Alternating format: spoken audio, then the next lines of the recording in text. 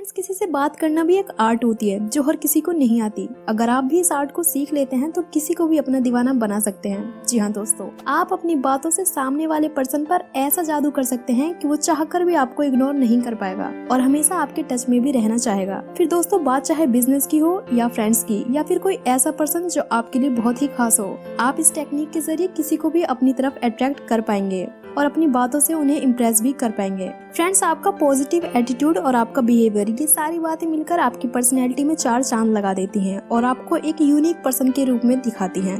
तो चलिए दोस्तों, आगे बढ़ते हैं और जानते हैं कि किसी से भी स्मार्टली बात कैसे किया जाता है। Rule number 1, making first impression without any conversation. दोस्तों, किसी से भी मुलाकात करते समय हमारे पास सिर्फ 10 सेकंड होते हैं। इन्हीं 10 सेकंड के भीतर सामने वाला पर्सन हमें जज भी कर लेता है और इन्हीं 10 सेकंड में हम सामने वाले पर्सन को प्रभावित भी कर सकते हैं। जी हाँ दोस्तों, आप जैसा खुद को दिखाएंगे, सामने वाला पर्सन भी आपको वैसा ही देखेगा। फ्रेंड्स, आपने ये बात तो जरूर सुनी होगी कि first impression is the last impression, और यही लोगों को इम्प्रेस करने की पहली चाबी भी होती है। जब भी आप पहली बार किसी से मिलें या बात करें तो अपनी बॉडी लैंग्वेज और कम्युनिकेशन स्किल्स पर विशेष ध्यान दें। फ्रेंड्स, ये बात तो आप शायद ही जानते होंगे कि आपके शरीर के हाव भाव आपके जबान के बोलने से पहले ही सामने वालों को बहुत कुछ बता देती है। इसीलिए आप अपनी फेशियल एक्सप्रेशंस, हैंड गेस्चर्स और बॉडी लैंग्वेज को बेहतरीन बनाएं। यदि आप पॉजिटिव एटीट्यूड और कॉन्फिडेंस के साथ बात करते हैं तो बहुत ही संभावना है कि लोग आपके ऊपर ध्यान देने लगे और आपको भीड़ में भी सबसे अलग या सबसे ज्यादा अहमियत देने लगे।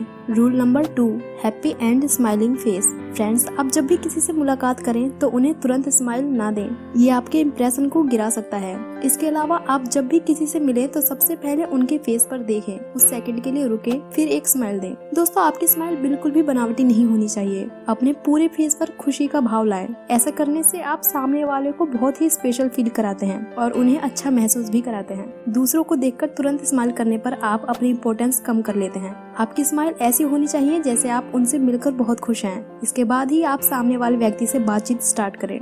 Rule number 3, sticky and stable eyes. किसी से बातचीत के दौरान आई कांटेक्ट पर ध्यान देना बेहद ही जरूरी है। आपको सामने वाले को ऐसा दिखाना है जैसे आप उनकी बातों में पूरी तरह से इंटरेस्ट ले रहे हैं और बहुत ध्यान से उनकी बातों को सुन रहे हैं। ऐसा करने से सामने वाले को ये लगेगा कि आप उनकी फीलिंग्स और इमोशंस को दूसरों से ज्यादा समझते हैं। दोस्तों, जब उनकी बातें खत्म हो जाए तो धीरे धीरे अपने आई कांटेक्ट को हटाएं। फ्रेंड्स, ये टेक्निक बहुत ही कमाल की है। जब भी आप कई लोगों के बीच में हो या किसी ग्रुप में हो और कोई दूसरा व्यक्ति बोल रहा हो, तब भी अपने टारगेटेड पर्सन की तरफ ही देखें। कोई भी बात कर रहा हो, इससे फर्क नहीं पड़ता, आप उस पर्सन की तरफ स्मूथली आई कांटेक्ट बनाए रखें। हाँ, उस पर्सन को ऐसा भी नहीं लगना चाहिए कि आप उसे घूर रहे हैं। आपको एक स्मूथ आई कांटेक्ट बनाए रखना है। Rule number 5, hence horse sense. जब भी आप किसी से बात करें तो इस बात पर गौर करें कि सामने वाला आपकी बातों पर कैसा रिएक्ट कर रहा है। आप अपने आप को खुलकर एक्सप्रेस करें और ये भी नोटिस करते रहें कि दूसरा आपकी बातों पर क्या रिएक्ट कर रहा है। क्या उसको आपकी बातें पसंद आ रही हैं या फिर वो आपको इग्नोर कर रहा है। Rule number 5, project with passion.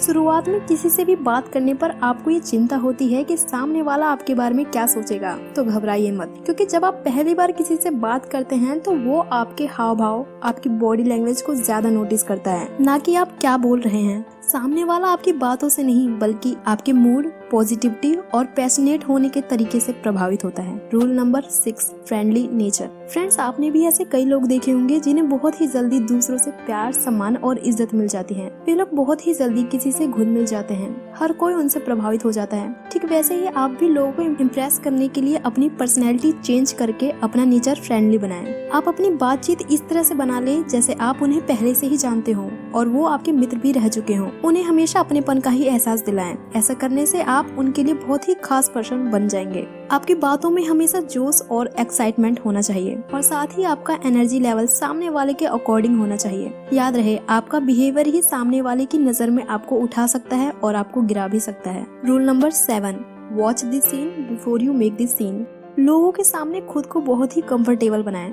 खुद को ठीक पोस्चर में रखते हुए, फेस पर स्माइल रखते हुए और बहुत ही पोलाइटली लोगों से बात करें। आप अपने माइंड में ये विजुअलाइज करें कि आप एक अच्छे स्पीकर हैं और सभी आपको बहुत ही पसंद करते हैं। ऐसा विजुअलाइज करने से आपका कॉन्फिडेंस बहुत हद तक बढ़ जाएगा। Rule number 8, never neglect the city. जब भी आपसे कोई पूछे कि आप कहाँ से हैं तो आप कभी भी एक शब्द में जवाब ना दें। उसमें कुछ और बातें भी ऐड करें। आप जहाँ से हो वहाँ के कुछ मजेदार बातें शेयर करिए, वहाँ की स्पेशलिटी या फिर कोई भी यूनिक चीज जो सबसे अलग हो। ऐसा करने से दूसरे व्यक्ति को कुछ बोलने का मौका मिल जाता है, जिससे बातें कंटिन्यू रहती हैं और सामने वाले को लगता है कि आप बातचीत में बहुत ही कुशल है। Rule number 9, never nag the job. जब कोई आपसे पूछता है कि आप क्या करते हैं तो आप बताते हैं कि मैं स्टूडेंट हूँ, प्रोफेसर हूँ या फिर इंजीनियर हूँ या कोई बिजनेस करता हूँ। तब आपको लगता है कि इतनी जानकारी सामने वाले के लिए पर्याप्त है। लेकिन जब आप अपने काम के बारे में कुछ मजेदार बताते हैं तो उन्हें भी आपके बारे में और जानने की दिलचस्पी होती है। दूसरी तरफ आपको मौका भी मिल जाता है खुद को बेहतर तरीके से एक्सप्रेस करने का।